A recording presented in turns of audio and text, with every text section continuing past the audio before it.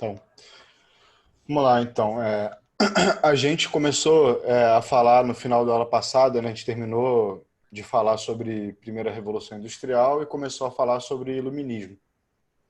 Aí andamos alguns slides aqui, eu expliquei para eles que foi uma mudança, né, na ciência humana muito grande, do humanismo para o iluminismo, né? Esses valores universais, o homem como uma representação, né, da igualdade, fraternidade, todos esses princípios da Revolução Francesa, que a gente não falou ainda, mas que estão vindo aí na discussão. Pessoal, lembra aí como é que foi, gente? Vocês conseguiram guardar aí essa parte? Precisam de uma refrescada? Como é que é?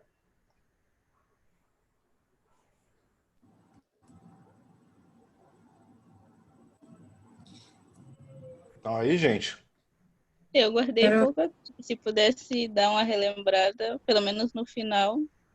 Tá, vamos. Essa parte foi mais. É muita coisa, né? Vamos lá.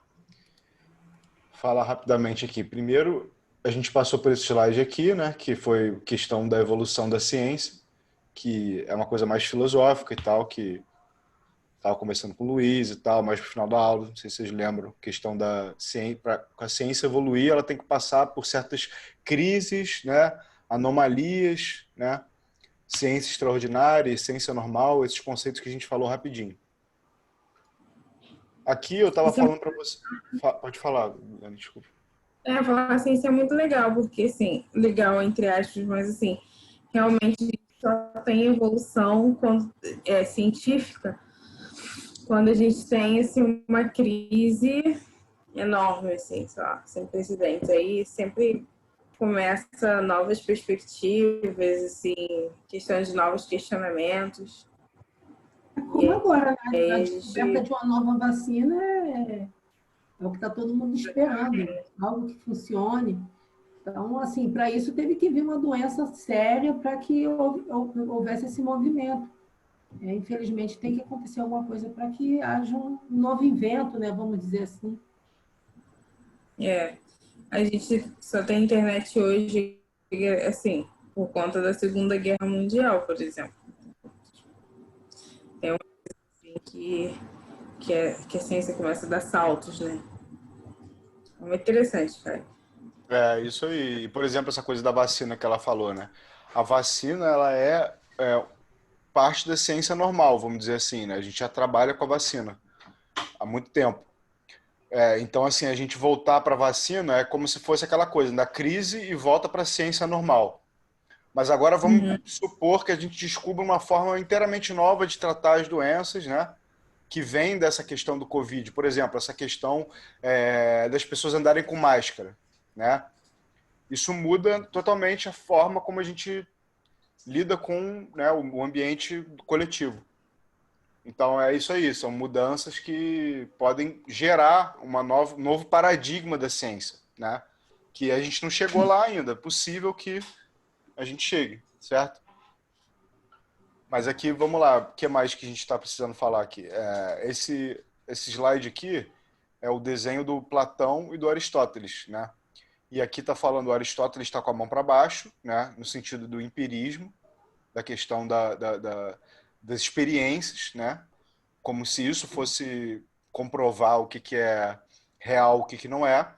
E o Platão está se referindo a, né, o dedo para cima do mundo das ideias, que diz o quê? Que a gente tem uma reflexão do mundo das ideias, as coisas são imperfeitas, e no mundo das ideias as coisas são perfeitas, e lá a gente pode verificar a verdade das coisas.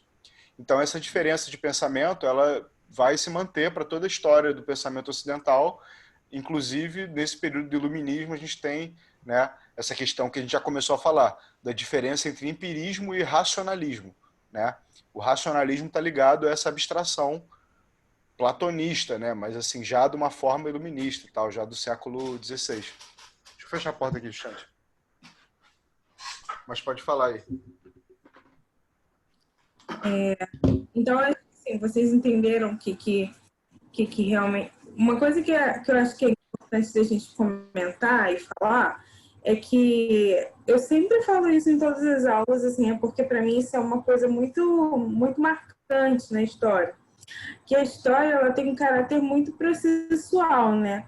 Esses movimentos de transformações, eles vão acontecendo assim, como tem um historiador, né? Ele fala que sobre longas durações, né? Sobre períodos de duração. E a gente percebe que esse movimento, ele acaba sendo um pouco... Ele está acontecendo desde da transição da modernidade, né? Então, assim, é uma coisa como se assim, abrir uma caixa que não volta atrás. Assim. Então, assim, está acontecendo aos poucos, está acontecendo, e não se perdeu. E, como é que é? Deixa eu lembrar aqui. Na modernidade, era o período mais ou menos o quê? De 1500, 1492, 1500 e tudo mais. Aqui, o início a gente está falando do século XVIII, 1700 e alguma coisa. Então, assim, a gente pode perceber que passaram o quê? 200 anos e essas ideias, elas não voltaram atrás, elas estão o quê? Cada vez mais se consolidando, de certa forma. E eu acho isso muito importante da gente pensar nesse movimento mesmo processual da história, né? Que vai acontecendo. É claro que a história não é uma linha reta, nunca vai ser, então não tem esse sentido de, de aceleração ou no sentido de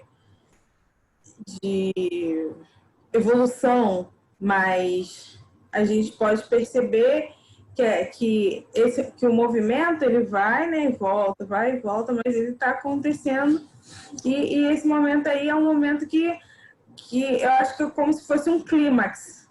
Pelo menos, assim, eu acho que é uma leitura minha, assim, mas é como se fosse um clímax, porque depois, nessa época aí, né, do iluminismo, racionalismo e tudo mais, essa questão de investigação e de ciência fica muito mais forte, assim, muito mais contundente. A experimentação, descobrir coisas novas, entendeu? Aquela questão do homem, de investigação, de investigar o homem. E assim, começa a ficar tão forte que começa a ir para assim, mais para frente, vai até para umas coisas ruins, mas assim, é uma coisa que vai acontecendo e que está acontecendo desde lá de trás.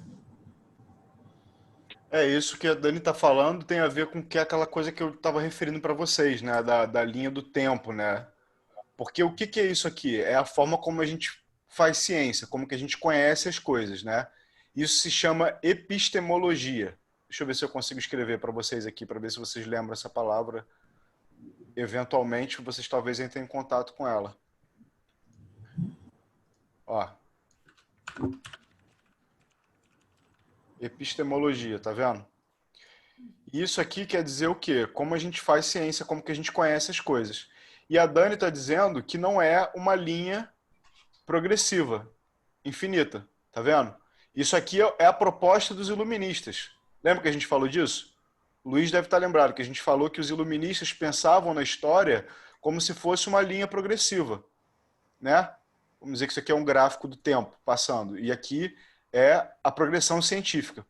O que que isso aqui está dizendo? Esse negócio aqui do Thomas Kuhn, da evolução da ciência. Que não é assim. Que, na verdade, a gente passa por crise, anomalia, volta para a ciência normal, vai para a ciência extraordinária, revolução científica, certo? Então, é isso aí que a Dani está falando, tem super a ver com essa situação que a gente estava descrevendo na aula anterior. Tá bom? E lembra que a gente falou também que no iluminismo, pelo fato dos reis estarem mais próximos desses filósofos, cientistas, começou a ser mais fácil para as pessoas dissecarem cadáveres, né? Poderem fazer ciência de uma forma desprendida da religião, principalmente nos países que passaram pela Revolução Protestante, de uma forma mais intensa. Tá bom? Então vocês viram que, por exemplo, lembra? No caso do Descartes, a gente falou do Descartes, ele foi rejeitado na França e foi para a Holanda ou para a Suíça, um desses dois países, para poder produzir a obra dele, né? E isso quer dizer o quê? Que na França, um país muito católico, estava ainda difícil para esses caras produzirem essas, né, novas ideias e conseguirem se aproximar dessa coisa que a gente chama de ciência, né, de método científico, que também foi criado por aí, tá bom? Então, rapidamente aqui vou ler para vocês lembrarem o último slide que a gente falou, né? Depois eu quero que vocês leiam aí como a gente faz sempre. Vamos lá. O movimento conhecido como iluminismo ou ilustração e também esclarecimento, que eu falei na última aula passada, foi um influente processo cultural, social, filosófico e político que tem suas origens ainda no século XVII, ou seja, 1600 e pouco, né? Com a Revolução Científica, possibilitada pela pesquisa efetuada por nomes como René Descartes, Isaac Newton, mas se desenvolveu plenamente durante o século seguinte. Por tal motivo, os anos 1700 são qualificados como o século das luzes. Embora a França seja amplamente considerada a nação que liderou o processo de desenvolvimento desta mentalidade, lembra que a gente falou disso, que tem a ver com a Revolução Francesa? Esses ideais de liberdade, fraternidade, igualdade, que até hoje pautam a democracia contemporânea, a república, né? Essas ideias. O próprio Brasil, né? Esses são coisas de valores da nossa Constituição. O que quer dizer isso? Estavam associados à Revolução Francesa. Então a gente lembra dessa parte política do iluminismo muito por causa da Revolução Francesa. Mas aí o que o cara está dizendo aqui? O próprio termo faz referência à palavra Aufklärung, que significa esclarecimento, palavra alemã. Logo, podemos ver os primeiros sinais do movimento em outras partes da Europa, como o Sacro Império Romano Germânico, Holanda e Inglaterra, antes que o iluminismo encontrasse terreno mais fértil na França. Por quê? Por causa do protestantismo, por causa do liberalismo, por causa desse, a cultura desses países não era tão arraigada o catolicismo e o absolutismo como era na França. O absolutismo impediu, né, que essa ciência se desenvolvessem plenamente no começo. E aí, depois, na França, isso chegou como um movimento político muito forte, justamente para derrubar o rei absolutista. Então, tá aí a questão. Tem alguma coisa para dizer sobre isso aqui, o Dani? Não, eu ia falar só para eles lembrarem que isso é uma curiosidadezinha.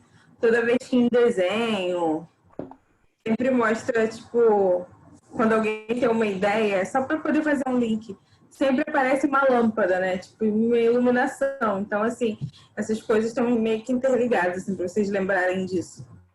Total. Exatamente, sempre pense nisso, esclarecimento, luzes, né? Iluminismo. Ideias, assim, uma lâmpadazinha na cabeça. Aqui a gente tem o método científico, né? Que é... Como é que é o nome dele mesmo? Agora me escapou, só um instante. Deixa eu ver aqui para não faltar isso na aula.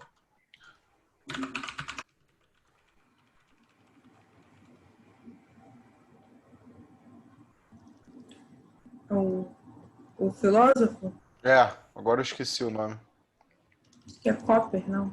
Esqueci o nome. Bom.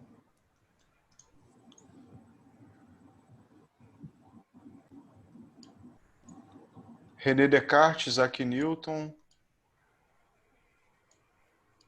Cara, me escapou o nome dele aqui agora.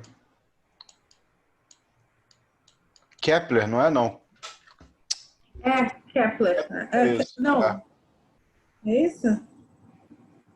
Espera aí.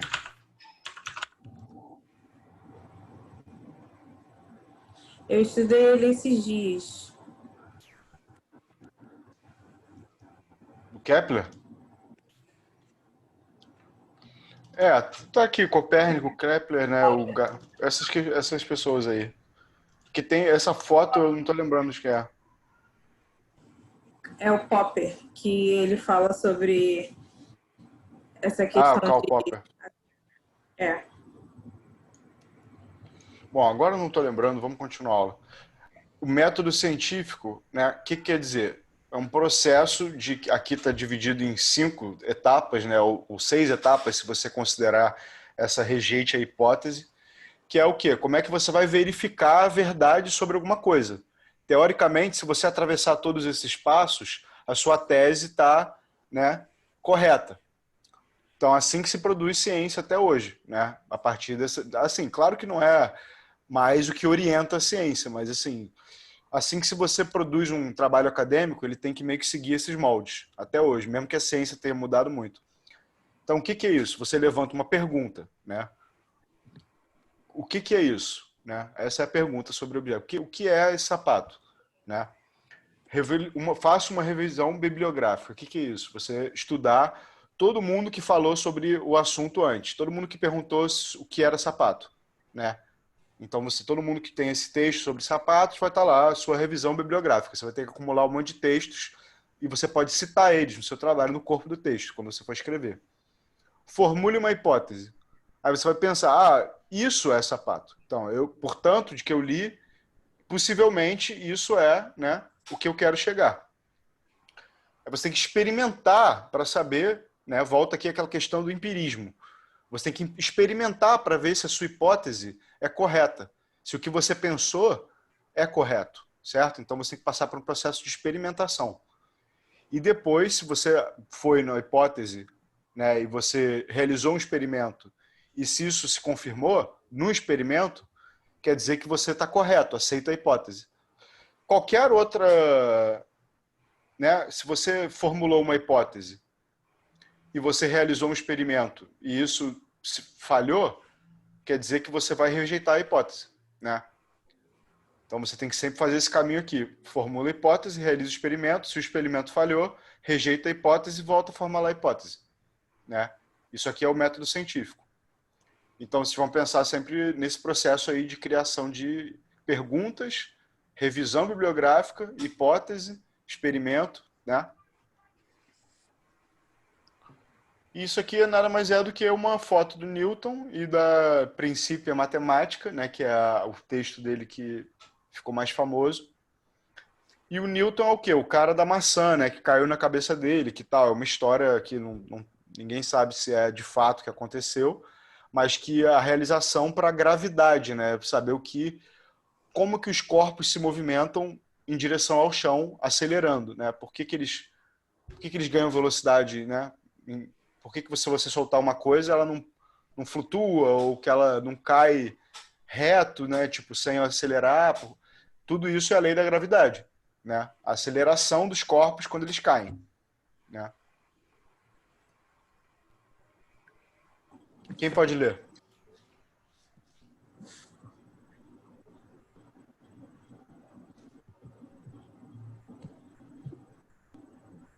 Vamos lá, gente.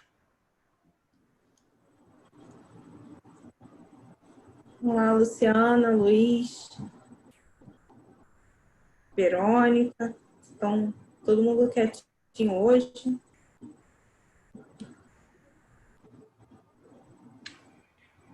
Eu vou tentar ler.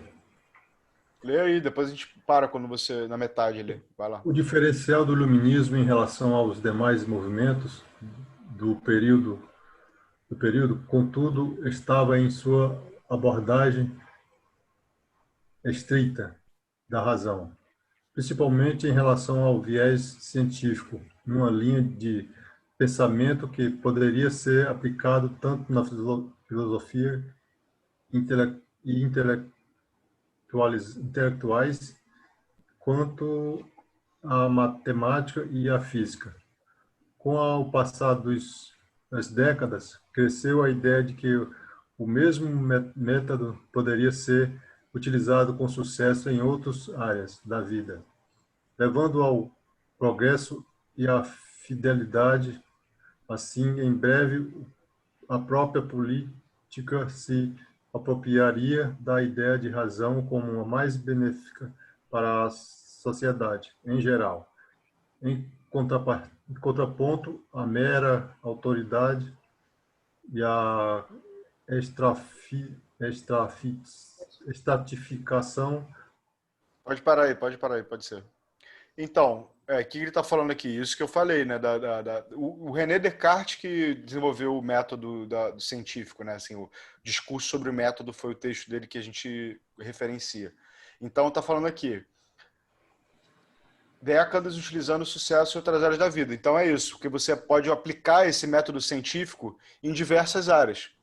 E aí começou até a se aplicar na história, né? Na filosofia. Tudo era confirmado através da razão, né? Esse princípio da razão do Descartes, ele foi uma coisa muito importante para esse processo filosófico, né? Então, e a razão, ela vinha para bater de frente com o quê? Autoridade, estratificação. Então, a sociedade, por ela ser dividida em, né, rei, súdito, lorde, peão, tudo isso era diferente desse registro da razão, porque não era racional esse processo, né, de formação da sociedade europeia, não foi racional. Ele foi um processo histórico construído a partir, né, de todas as coisas que a gente falou, Império Romano, Idade Média, né? Então, a razão vinha justamente para contestar, né, essa autoridade também, né? Essa autoridade do rei ilimitada, da vontade dele valer para todo mundo, para todos, e ele ser o soberano. Não, os homens são iguais, no sentido de que todos eles pensam através da razão, né? E todos eles devem ser iguais perante a lei também. Isso seria uma segunda etapa desse pensamento. Então vocês estão vendo o que vai vir aí, vai vir problema aí político, né? Complementando o que o Caio falou, esse método científico ele foi utilizado assim, para uma mudança de paradigma de pensamento mesmo. As pessoas agora passaram a ser... naquela época, as pessoas passaram a ser realmente mais racionais. E isso está implícito no discurso que elas estão falando. E por conta disso isso que a gente está falando, teve tantos problemas políticos. Porque se antes o pessoal acreditava que os reis tinham sangue divino, que era vindo, que Deus ungiu e que Deus estava neles, o sangue deles era diferente, Deus estava ali, isso começa a quebrar nesse momento, né? Porque, não, isso tem lógica? Isso foi comprovado cientificamente? Será que eles realmente são divinos mesmo? Será que Deus ungiu eles mesmos? Ou eles são homens como nós? Então, começou a ter essa mudança mesmo de paradigma. Sim, é disso que a gente está falando quando a gente fala de paradigma, né, científico. É exatamente isso, é porque é uma mudança de registro em como que as pessoas pensam, né? Não é só para quem faz ciência. Para todo mundo na sociedade, essas mudanças de registro científico, né, que esse nome científico tem muito mais a ver com como a gente conhece do que o cara numa lupa ali, né? Porque a gente pensa nisso, num microscópio. Ciência, o cara ali de jaleco. Não é isso. Ciência vem de estar ciente, saber, tá bom? Então, ciência é tomar conhecimento. Tudo que é conhecimento, tá bom? Pode continuar aí. Alguns monarcas europeus seriam até conhecidos como os despostas iluminados, ou soberanos filosóficos, como Catarina II da Rússia, 1729 a 1796, Frederico II da Prússia, 1712 a 1786, e, em certa medida, Maria Teresa da Áustria, 1717 a 1718, devido às reformas que visavam ao bem-estar dos seus súditos. Então, isso aí que a gente estava falando, né? Que vocês podem ver como déspotas iluminados, soberanos filósofos, ou mais normalmente, que não está aí, déspotas esclarecidos. Tá? E por que eles eram esclarecidos? Porque eles ouviam os conselhos desses caras. Então, vocês estão percebendo, assim, o cara, às vezes, vinha de um outro país que não recebia ele muito bem, porque as ideias dele eram rejeitadas, e o cara era apadrinhado por um rei, né? E isso aí servia para, né, ajudar ele mesmo na administração, que não era fácil, entendeu? Nessa nova era, você ser um rei absoluto era problemático. Então, isso era uma forma de você apaziguar um pouco esses ânimos. Né? Isso que eu ia falar agora, assim, porque assim, eles não dormiram um dia, né, ali absolutistas, e acordaram déspotas esclarecidos, né? Houve todo um pensamento estratégico, com medo até mesmo da sublevação popular, e realmente eles recebiam esses filósofos e escutavam um pouco mais, porque já estava um clima de instabilidade nesse momento, né? E eles realmente tinham que negociar com o povo, até mesmo com os burgueses, para poder conseguirem governar em meio que paz. Isso tem a ver também com essa coisa das sociedades de leitura, das cortes, né? Porque nada mais era do que um cara super intelectual ali que, né, ele tinha um gosto de ter esse cara na corte, porque ele fosse perguntar um negócio, e você, o que você acha disso? Aí o cara vinha com todo um pensamento filosófico, iluminista, e isso era uma coisa que deslumbrava, né? Então tinha todo esse valor também do status também, de você ter na sua corte um cara reconhecido, né? Então tudo está em jogo aí. É verdade. Todo mundo gosta, né, gente? De escutar gente inteligente falando. Eu adoro. Aqui embaixo é justamente isso, sociedade de leitura, tá vendo? Que normalmente tem até um estudo sobre isso, do Chartier, que é sobre essa coisa da sociedade de leitura e, tipo, as mulheres, como que elas se posicionaram nessa história, porque sempre quem recebia na casa eram as mulheres, nenhum homem fazia na casa deles, ele não organizava clubes de leitura, sempre foi uma coisa feminina que os homens participavam também. E esses grandes filósofos eram frequentadores e liam seus textos nesses lugares aí. Então acabou se tornando uma cultura da intelectualidade de uma micro-sociedade ali, né? Porque era o quê? 100, 200 pessoas que devia ser em cada, né? Vamos dizer, em Paris, assim, não era uma coisa de milhares de pessoas. Era uma coisa restrita ali e tal. E tinha uma coisa também da nobreza e da alta burguesia, né? Não era só o cara começar a falar um monte de coisa e vender os livros que ele ia brotar numa sociedade de leitura. Era uma coisa que exigia um certo nível de corte, né? O cara tá na corte ali num nível alto. Aí aqui tem os déspotas esclarecidos, né? Que estava se falando ali. Esse aqui é o cara da Rússia.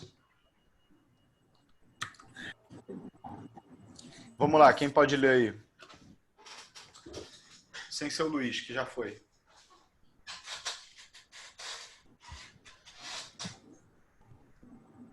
Vamos lá, galera. Vocês estão desanimados hoje, hein? Nossa. Quero ver vocês animadinhos. Cadê a... Luciana não tá lendo mais. Solange tá quietinha. Não precisa ler tudo, não. Vai só, tem enciclopédia ali, a gente comenta. E não precisa ler as datas, não, gente. Lê só o nome. A data é só para referência, para a gente ter noção do período.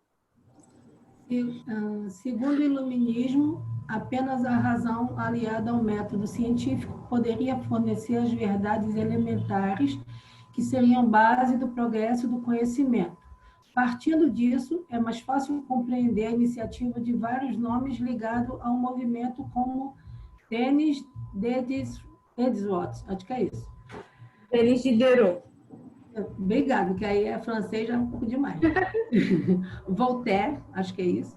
Jean-Jacques, os mais notáveis. Para começar Rousseau, o nome dele. Não, é Rousseau, aí vai Montesquieu ali. Jean-Jacques. Jean-Jacques Rousseau, Montesquieu, apenas. Pulei um linho, acho. Apenas para citar os mais notáveis.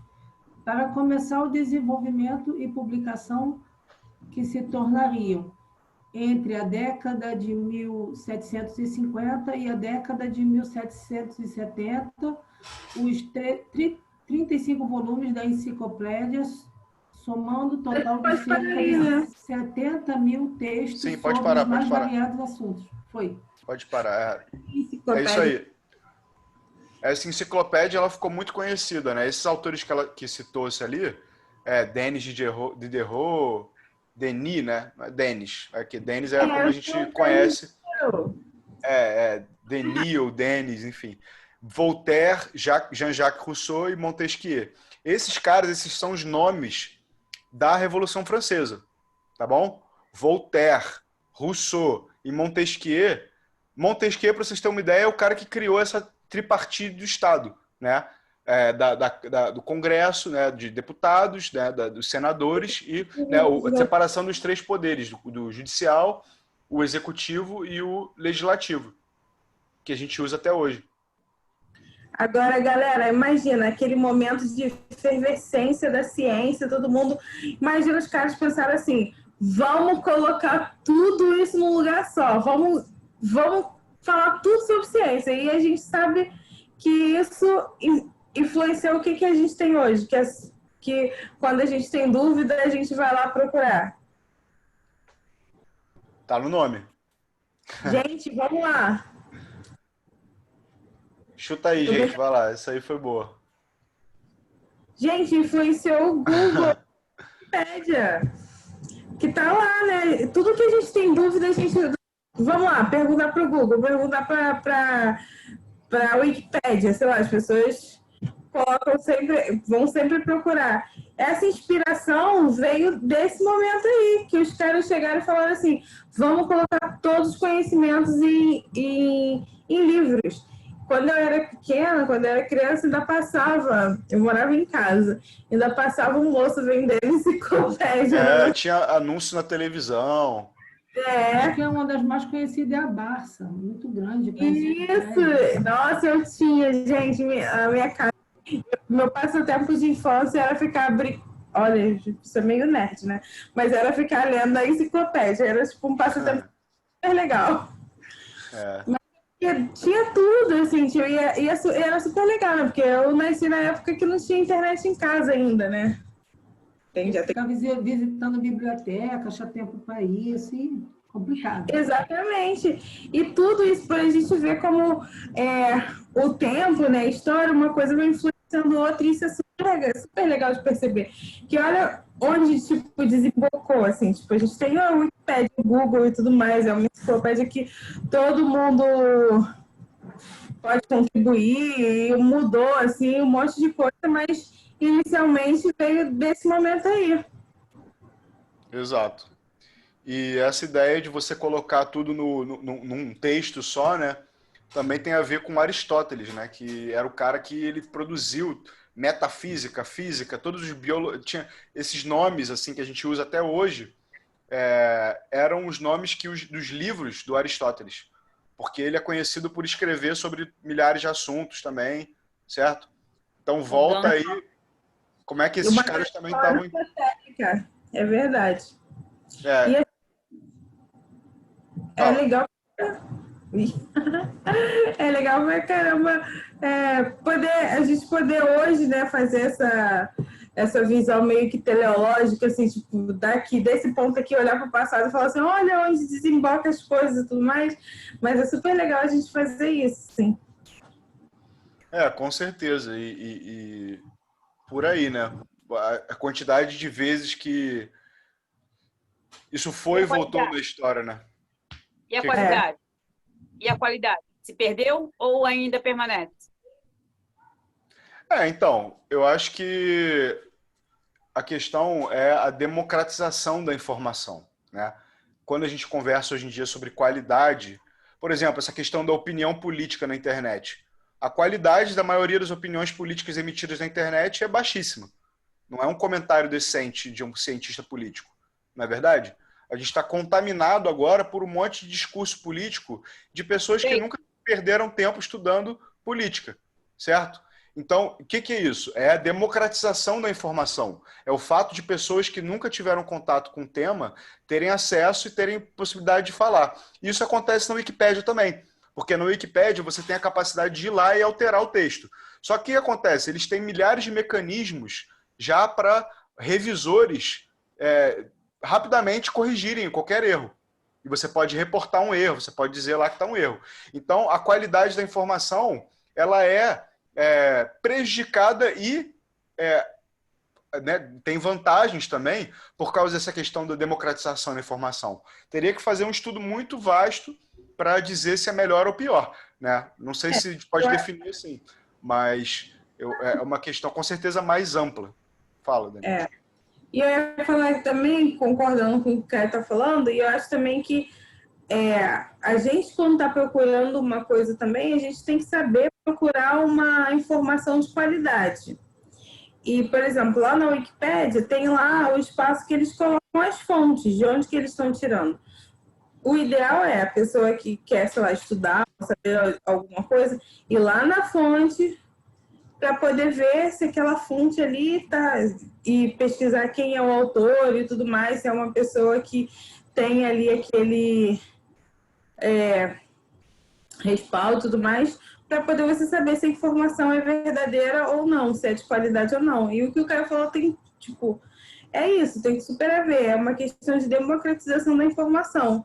Porque antes, e assim, isso leva uma discussão bem longa, bem sobre muitas coisas diferentes, mas se a gente for pensar nessa época, quem são esses caras? Esses caras são pessoas pobres que teve um acesso assim, ou esses caras são filósofos intelectuais que tinham disponibilidade para só estar estudando e pensando um mundo, uma sociedade, uma forma de pensar o social, porque assim, até hoje, assim, eu escutei isso quando eu entrei na faculdade, né, para estudar história.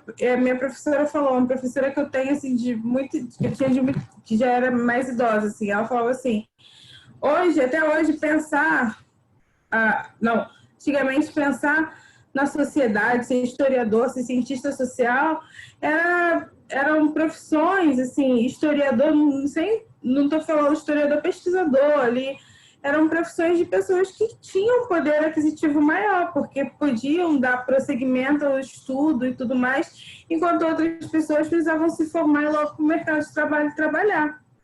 Entendeu? Então, até hoje, a gente tem que pensar sobre essas questões de por que a gente pensa em democratizar a informação. E outra coisa legal também é aqui um exemplo, assim, para a Verônica pensar nisso, é que a minha professora da graduação de antiguidade, né, de Grécia, Roma e tal, ela tinha um projeto com os alunos dela de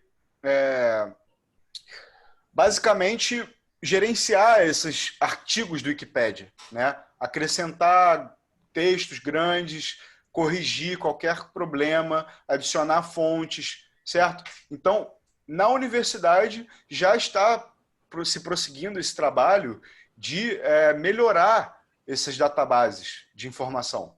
Então, eu acho que justamente a gente tem que aliar a internet com a academia, com o que tem de melhor da informação, né? E de poder propagar o que tem de melhor.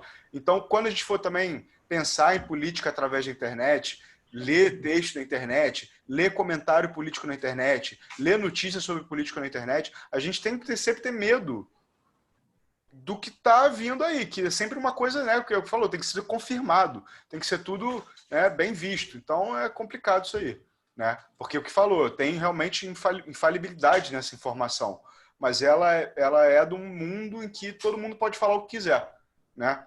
Que não era o caso antes. A Dani está falando aí, mais verdade impossível.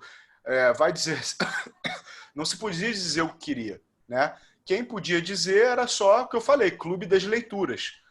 As madames e os senhores convidados para uma leitura particular ali em que se produz um texto falando sobre o mundo inteiro. Só que quantas pessoas vão ler esse texto da enciclopédia, né? São 1.770 páginas. Quantas pessoas vão ler essas 1.770 páginas? Poucas. E quantas pessoas sabiam ler também, né? Exatamente. Então, aí que está a questão. Era muito reduzido o impacto disso. E eu estava até falando isso com o Luiz semana passada, que a gente pode se sentir muito seduzido por essa coisa do iluminismo, porque eles se viam numa luz muito alta, certo? Eles se viam como os interpretadores do universo, homens universalmente potentes e tal, nessa capacidade da razão, que a razão orientava tudo, né? E a ciência, hoje em dia, ela é um pouco mais humilde, mais modesta, ciência humana, né? Então, a gente não pode ficar seduzido por essa coisa elitista do pensamento iluminista, porque isso aí vai até um certo ponto só. Daqui a pouco a gente vai ver como tem problemas, né? Quando começa a chegar no romantismo, aí vocês vão ver que o buraco é mais embaixo. Começa a chegar essa ideia de superioridade racial, superioridade cultural, começa a medir o crânio das pessoas para ver se a pessoa, né, a razão dela é uma razão da raça branca ou da raça negra. Então isso aí, quando foi levado à última potência, começou a se tornar um problema também.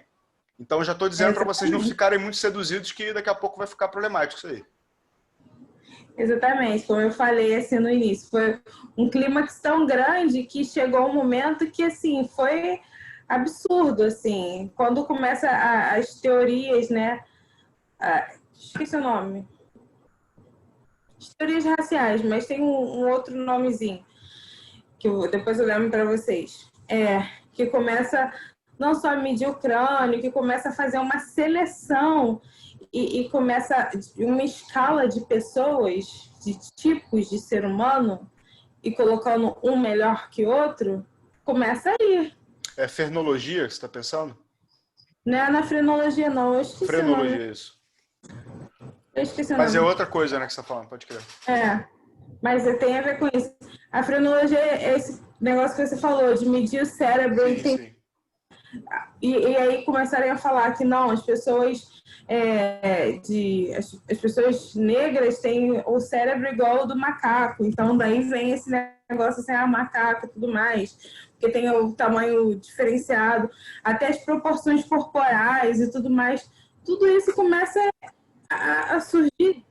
Por exemplo, a palavra mongoloide, ela vem justamente da ideia de que o povo ali dos mongóis, né, das estepes russas, era debilitado intelectualmente, né? Então a gente usa até hoje essa palavra, né, de forma chula, imprópria, mas para designar, né, dentro dessa lógica já lá de trás, do século XVIII, século XIX e tal. Mas então vamos continuar aí. Se não tiver ninguém alguma coisa para comentar, Dani, desculpa aí, não sei se... Eu acho até não ter ouvido muito mais falar, eu ouvia muito mais falar essa palavra. Houve uma pequena melhora aí de vocabulário que não ouço mais falar. Antes eu ouvia falar mais. Hoje em dia as pessoas estão corrigindo muito a fala delas, né? Isso é importante. Uhum. Vamos lá então, Solange, termina aí. Somando no total de cerca de 70 mil textos sobre os mais variados assuntos. A enciclopédia é uma grande espécie de catálogo ornamentado de todo o conhecimento da época em que foi produzida. Pela primeira vez na história, toda a sabedoria humana foi reunida numa só coleção que estava totalmente disponível ao público, incentivando, assim, o pensamento livre. Então, aí vamos criticar isso aí, né? Porque esse texto aí, ele está falando justamente numa linha, assim, dos iluministas, né? Esse cara aí, ele está seduzido, vamos dizer assim, porque ele está falando, pela primeira vez na história, toda a sabedoria humana foi reunida em uma só coleção, que estava totalmente disponível ao público. Balela, né? Porque, assim, primeiro que essa ideia de toda a sabedoria do mundo reunida em toda só uma coleção é uma ideia universalista iluminista, porque é impossível você fazer isso, né? Como é que você vai reunir o conhecimento de uma tribo no meio do nada lá sobre como é que se faz um remédio no século XVII? Não tem isso, é mentira. E ele está falando aqui, totalmente disponível ao público. Uma balela também, porque o público que lia era pouquíssimo. E, assim, isso aí começou a incentivar a leitura, a ter periódicos, a começar as pessoas a lerem e tal, beleza. Mas, assim, não estava totalmente disponível ao público. Tanto que, na Revolução Francesa, quem guiou esse processo foram esses autores, porque eles eram vistos como os iluminados, né? Então, tinha uma diferença muito clara entre um peão e o iluminado. Mesmo que na visão iluminista tudo fosse igual, todo mundo fosse, né? Eles ainda eram os iluminados. Então, pensa aí que não é tão igual assim. É um igual... Eu sou mais igual que você. Então é por aí, tá bom, gente? Tentem pensar nisso aí. O cara do texto que escreveu o texto aqui, ele estava um pouco acreditando um pouco demais. É, isso aí. Que é uma história deslumbrante. Eu acho que naquela época, como hoje, que existem os afortunados e os que têm pouco recurso, eu acho que quem tem pouco recurso nem... Sinceramente, eu acho que nem dava essa importância toda ao conhecimento sei lá, por priorizar a própria subsistência mesmo, sobreviver. Tinha tantas outras coisas. E, assim, isso é uma coisa que passava direto. Mas é isso aí. Até hoje, né? A gente vê isso se você voltar lá atrás, naquelas coisas que a gente estava falando no começo, né? As sociedades que desenvolveram primeiro a escrita, né, e umas linguagens mais complexas e tecnologia, inclusive falando da primeira revolução industrial, né, que todos esses avanços científicos foram possibilitados por uma facilitação da vida humana. As pessoas estavam tendo uma produção de comida maior, uma facilidade em produzir essa comida, né? Uma falta de guerras, né? Também, ou guerra também pode acentuar a tecnologia. Isso é uma verdade também. Mas esses períodos de melhor avanço, assim, vamos dizer, mais econômico, não só militar, né? É um avanço social assim, um pouco mais progressivo junto, é dado nesse momento de bonança, né? De prosperidade. Você não vai ter uma sociedade que desenvolve uma coisa muito complexa, um mito muito complexo, escreve, faz músicas e tem toda essa produção, se eles têm que todo dia passar 10 horas por dia trabalhando numa lavoura, né? Então, exatamente. É isso aí. Passar o slide aqui. Então essa é uma visão dos iluministas franceses, né? Essa peruquinha branca aqui, que todo mundo conhece, né? Eu acho que esse aqui... calça, exatamente. né? Bonitinho ali. Sapatinho.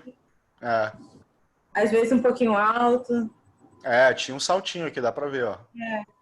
Por isso que a gente tem que rever essas questões de heteronormatividade. E esses caras aqui, eles eram mais heteronormativos impossível, né? Porque se você falasse qualquer coisa muito assim, muito assado, eles não iam gostar nada. Exatamente. Acho que Freud tem uma opinião muito forte a respeito disso, mas vamos ficar quieta. Aí, agora a gente vai falar sobre os pensadores, assim, pontuando um por um, né? Que é legal para vocês terem uma memória aí desses nomes. E isso é muito cobrado, tá, gente? É muito cobrado. As pessoas, normalmente, na questão, já botam o nome do filósofo mesmo, assim. Já quer que você ligue o nome à pessoa. Então, fiquem atentos aí nessa parte da aula. Quem vai ler pra gente? Eu vou ler, professor. Tá bom, vai lá, Luciano. Principais pensadores do iluminismo. John Locke é considerado o pai do iluminismo. Sua principal obra foi Ensaio sobre o Entendimento Humano, aonde Locke defende a razão afirmando que a nossa mente é como uma tábula rasa, sem nenhuma ideia. Defendeu a liberdade dos cidadãos e condenou o absolutismo. Então, assim, primeira coisa a se falar, é muito comum nesse período essa noção dos filósofos investigarem como que a gente entende as coisas, né? O que a nossa mente o que a nossa razão né? Então tá aí, ensaio sobre entendimento humano, volta àquela coisa que eu falei, epistemologia, né? Como que a gente entende as coisas. E para ele, o John Locke pensava que a gente poderia moldar a nossa mente de uma forma que a gente bem entendesse, né? A gente não é mal nem bom, né? Porque vocês já ouviram falar disso, por exemplo, no Hobbes. Lembra do Hobbes, quando a gente falou de absolutismo? O Hobbes pensava que o ser humano, se a gente não tivesse um governo forte, uma lei, um contrato social, a gente se destruiria. Porque aquela frase, o homem é o lobo do homem. Então, esse cara aí diz outra coisa, o John Locke. Ele fala que ele defende a liberdade, né? Ele defende o liberalismo contra o absolutismo, e ele está dizendo que a nossa mente ela é moldável. A gente pode se tornar, né, bom ou ruim. Então ele está dizendo que essa coisa aí da experiência vai moldar a nossa mente. Tá legal? Então o John Locke é de liberdade. Tá certíssimo. Todas essas ideias que eles vão falando, eu lembro que quando eu estudei, os outros também, o Rousseau, Voltaire, eles seduzem muito, né? Você pensa assim, você olha pro John Locke e fala assim, é verdade, é isso mesmo. Aí você vai estudar o Rousseau, não, é isso mesmo. E aí você vai acabando sendo seduzida um pouco pelas ideias e tal. Mas uma coisa importante que eu vou falar, essa palavra, que quando cai em prova, você sempre tem que ligar ela ao John Locke, que é direitos inalienáveis. É isso mesmo? Inalienáveis. Anotem aí, por favor. Eu vou escrever no chat a palavra. Inalienáveis. Toda vez que você lembrar disso, se estiver lá numa questão essa palavra, você liga ao John Locke, porque ele vai falar que o ser humano ele nasce com alguns direitos que ninguém... Inalienáveis é isso, que ninguém pode tirar dele. Que é o direito à vida... deixa eu ver se eu lembro. Vida, propriedade privada, não é isso? Uhum. E tem um outro, que é o terceiro. Agora Isso faz parte do discurso dos direitos humanos? é uma precursor, né? É uma coisa mais anterior. Exatamente. É um precursor, exatamente. E quando... foi ótima essa pergunta, porque quando a gente fala... Nesse momento, eles estão pensando exatamente isso. Como o Caio falou, assim, eles estão... Eu gaguejo, gente, peraí. Eles começaram a pensar um pouco sobre a nossa subjetividade, nosso eu individual. E como que é ser humano, entendeu? Se eu fosse... Então, eles começam a pensar em várias experimentações. É isso que a gente está falando sobre... Até a gente está falando sobre isso, várias experimentações. Se o homem for colocado na sociedade sem nenhuma lei, sem nenhuma regra, será que ele continua sendo bom? Será que ele continua sendo mal? Será que ele é mal? Ou ele é uma tábua rasa? Então, o homem natural é bom, do desnaturalismo. E tudo isso eles vão começar a traçar, tipo, ideias de como que é o homem em sociedade. Se o homem nasce bom, se o homem não nasce bom, se o homem é ruim. E quais são os direitos que esse homem primitivo, não no sentido de questão evolucionária, mas o homem da Terra mesmo, o homem primitivo, se ele tem direito à vida dele, se ele tem direito a ter a propriedade dele, se não tem, tudo isso esses pensadores eles estão pensando. Pensadores pensando forte, mas assim, tudo isso esses filósofos eles estão pensando nesse momento, porque eles querem desvendar o que é isso, o que é a razão, o que é o homem sem estar naquele julgo falando que se vou para o inferno, não vou para o inferno, um pouquinho fora da religião. Porque a religião é isso, né, gente? A religião ela tem essa capacidade de controle social mesmo. Então, quando eles começam a pensar... o pensamento, né? Uma questão de controle social, controle de comportamento. Por que você pensa assim, por que a igreja fala que tem que casar virgem? Tira a autonomia, né? Tira a autonomia. Exatamente, tira a autonomia. Então, quando esses homens eles estão ali saindo desse pensamento mais teológico, né, que a gente viu, deixando esse pensamento mais teocêntrico para trás e focando um pouquinho mais na racionalidade, eles querem se descobrir e se entender como homens sem ter esse controle social. O que eles realmente são? Qual é essa subjetividade? Entendeu? Como que é eu estar e me colocar no mundo, mais ou menos isso. E eles estão pensando isso para cada homem da sociedade, mas não é para cada homem, porque a gente sabe que eles estão num lugar social, num posicionamento social, então eles estão falando desses homens que eles têm essa verossimilhança, que eles se refletem. Porque a gente sempre tem que manter em mente essa palavra universal, né, que eles usam muito e tal. Essa ideia das coisas valerem para todo mundo, né? Mantenham sempre isso em mente. Mas esse universal é sempre limitado, como a Dani está falando. Quem pode ler aí, rapidinho? Deixa eu ler. Vai lá, Verônica. Voltarei. Voltaire. Não precisa ler o nome todo, não. Só ler de Voltaire ali. François Marie Arouet. Voltarei. Voltaire. Destacou-se pela crítica feita ao clero católico, a influenciabilidade religiosa e a prepotências dos poderosos. Isso aí é bem simples, né? Ele estava trazendo. Tem muito mais coisas que pode se dizer do Voltaire, mas vamos ficar por aqui, Corajoso o basicamente. homem. Hã?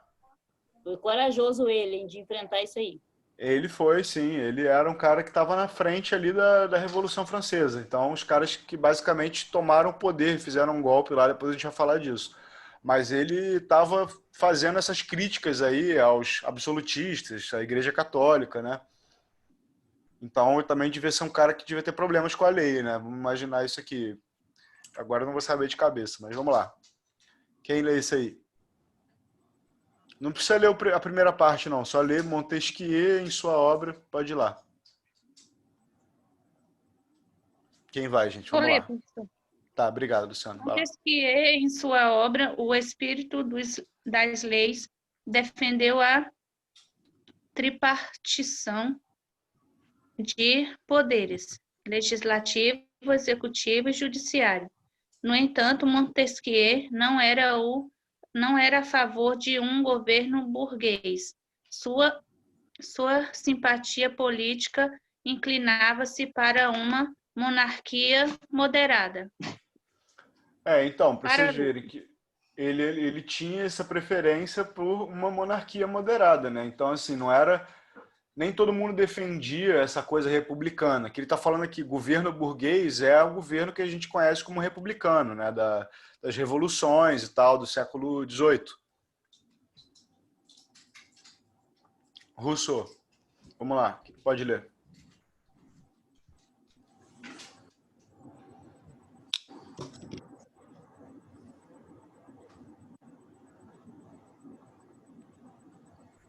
Vamos ler aí, pessoal.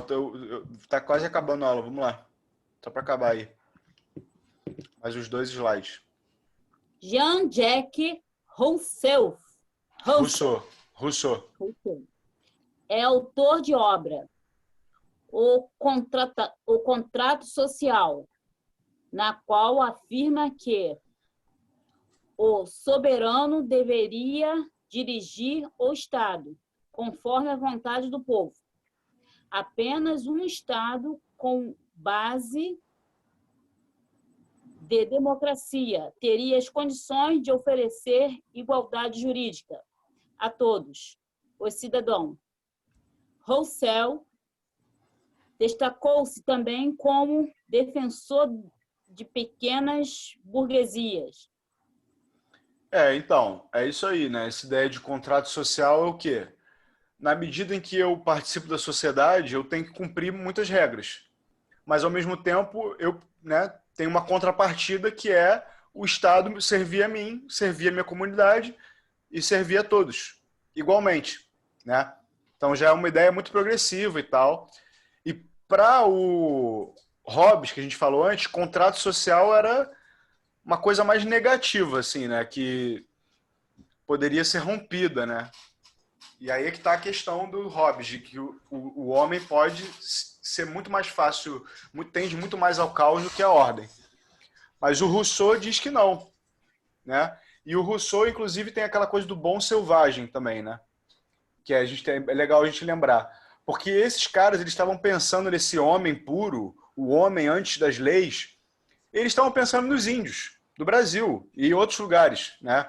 Nos Estados Unidos, né? Os povos da África, os povos da Ásia, menos, né, desenvolvidos civilizatoriamente, a gente pode dizer isso, né? Assim, já é uma coisa antiquada falar isso, mas dentro dessa lógica deles. Então esse era o primeiro homem na cabeça deles, né? E esses caras, eles estavam pensando, olha como esse pessoal aí, né, é o bom selvagem. Se você não dá, né, a lei, né, e você não dá a sociedade corrompendo o homem, você tem, né, iniciativa de uma coisa boa, uma coisa positiva, né? Então vocês veem aí uma coisa também meio deslumbrada, assim, né, da gente pensar, se o ser humano, se ninguém encostar no ser humano, ele vai ser bom, ele vai ser puro. Ninguém sabe, né? Mas isso que ele estava dizendo. Então pensem nisso aí. O Rousseau é o bom selvagem, essa ideia aí, e essa ideia do contrato social, e defensor da pequena burguesia, por quê? Porque o processo da Revolução Francesa, como a gente vai falar, foi muito complexo, envolveu muitas camadas sociais, desde a mais alta burguesia até a mais baixa. até os peões, os artesãos, né? Todo mundo participou contra o regime absolutista. Inclusive, vários nobres também acabaram se posicionando a favor da Revolução quando não viram que tinha outra alternativa. Então, ele está falando aqui que tem essa defesa da pequena burguesia, né? Que vem essa ideia de uma igualdade e tal, né? De você não deixar essas pessoas terem o interesse deles ignorado. Alguém quer fazer algum comentário?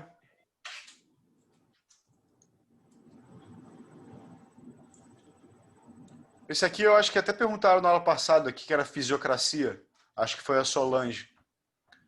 É esse François Quesnay. Foi o representante oficial da fisiocracia.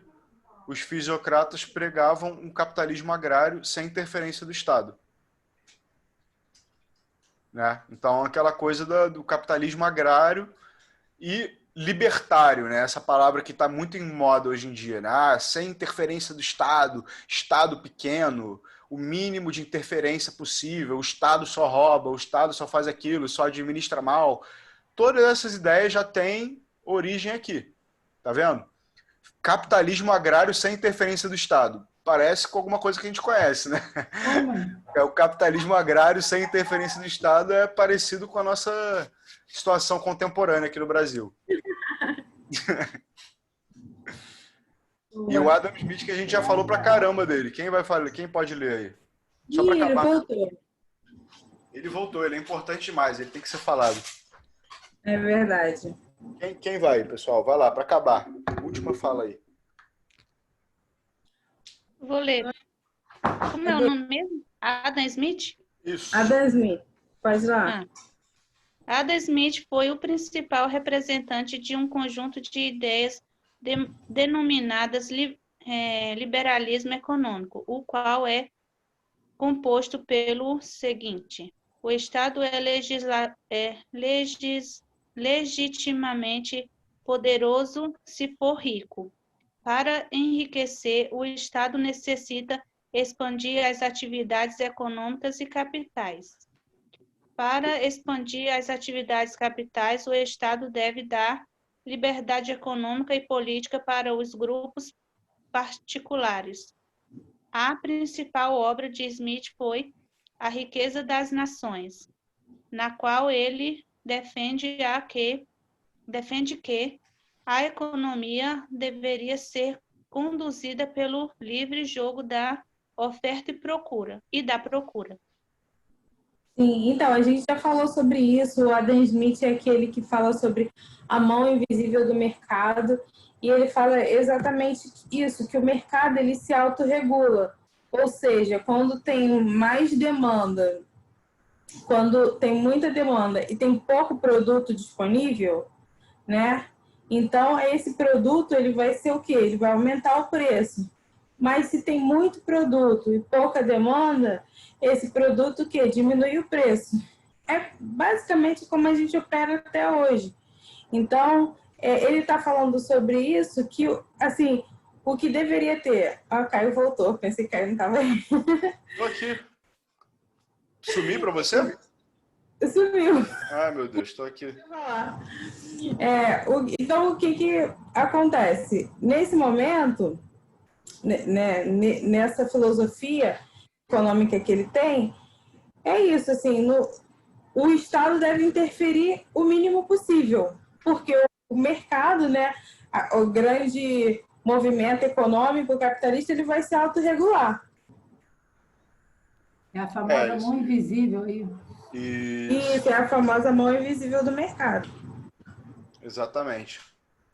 Agora, trazendo atenção a uma coisa que ele falou no começo, né? O Estado é legitimamente poderoso se for rico.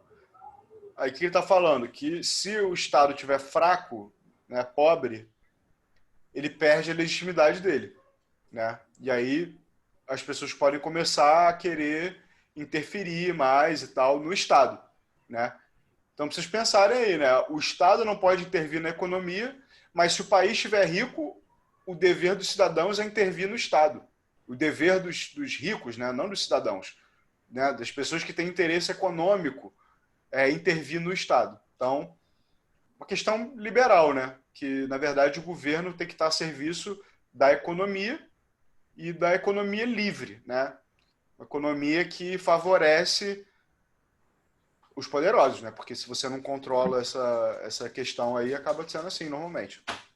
Isso é muito legal para a gente começar a pensar hoje em dia no que está acontecendo nas grandes corporações, qual o peso que elas têm em relação a influenciar o Estado, entendeu? Porque tem até teorias que dizem que hoje em dia, assim, quem manda mais, assim, tipo, manda, assim, são as grandes corporações, né? E daqui para frente vai ser mais e mais assim, né? E quando eu falo grandes corporações, é aqueles conglomerados de empresas poderosos mesmo. Isso não é tipo a empresinha assim da esquina, mas esses grandes conglomerados que agora que eles conseguem ultrapassar até essa questão de limite, ela consegue ser transnacional, consegue fazer a lei operar a favor deles mesmo. E achar brechas, né? Mas outra coisa legal também desse textinho aqui que está falando é dessa questão aqui, né? O Estado necessita expandir as atividades econômicas capitalistas, né? Então, o Estado já está sendo visto pelo Adam Smith como uma empresa. O Estado tem que ser rentável. Se ele tá inflado, está recebendo dinheiro de imposto e não está fazendo nada com esse dinheiro, né? Então, o Estado tem que ter um banco, o Estado tem que ter uma companhia de colônia, né? Igual aquela que a gente falou, Companhia das Índias Ocidentais, né?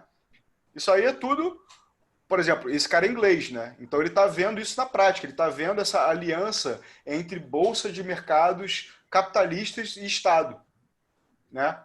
Enquanto que na França é tudo feito pelo rei de uma forma, né, bem Portugal também, né? Não só na França, mas é feito de uma forma mais absolutista, enquanto que na Inglaterra já é feito de uma forma mais liberal e mais voltada para essa questão do comércio, do mercado e da liberdade econômica, né?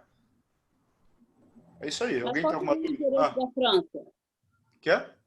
Mas qual seria o interesse da França por esse? O interesse da França era enriquecer, só que eles estavam fazendo isso de uma forma diferente, que dependia do poder do rei. Era aquela coisa do absolutismo, lembra que a gente falou? Aí vocês têm que manter em mente assim, que existe uma disputa política e ideológica entre absolutismo e liberalismo. E por isso que tem essa rivalidade entre França e Inglaterra também, né? Porque a França, ela tinha essa coisa mais absolutista, e a Inglaterra tinha uma... Claro que a rivalidade da França e Inglaterra tem milhões de motivos, mas isso é mais uma coisa que existia nessa época, né? Os franceses, o rei francês, né, queria organizar a economia a partir do mercantilismo e a partir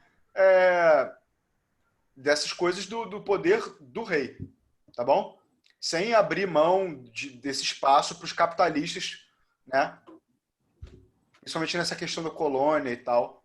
Entendeu? Entendi. Obrigada. Nada, que isso. Acho que dá para acabar a aula aqui, né? Já tá 9h40 já quase. Já. Bom, então é isso. Obrigado, gente. Boa noite, professora. Alguma dúvida, gente? Vocês querem tirar alguma coisa? Não. Não? Então tá bom. Vejo vocês Boa noite, professora. Obrigada. Boa noite. Vejo vocês na próxima quinta. Quinta passada eu não pude estar, mas tenho certeza que vocês foram ótimos. Caio, né? Muito bom. Foi boa a aula. Uma delícia a aula, só obrigado. faltou você. Ai, bom. Então eu sinto falta de vocês. Boa noite, Valeu, professora. gente. Obrigada. Obrigado aí, boa noite. Professor. Boa aula Tchau. de física aí para Boa vocês. noite. Bom descanso aí. Valeu. Nossa, desde cedo que tem aula. 24 horas. Meu forte, Deus. Mas é isso aí, estão se preparando. Ninguém está tendo mais nem tempo de falar. É. Por isso vocês estão cansadinhos assim, né? Não querem nem falar na aula. Muito, desde 4 horas. Deixa eu ir lá. Falou, gente. Tchau, tchau. Tchau, Caio. Tchau, boa noite. Tchau, Beijo. gente. Beijo. Valeu. Tchau, professora. Obrigada. De nada.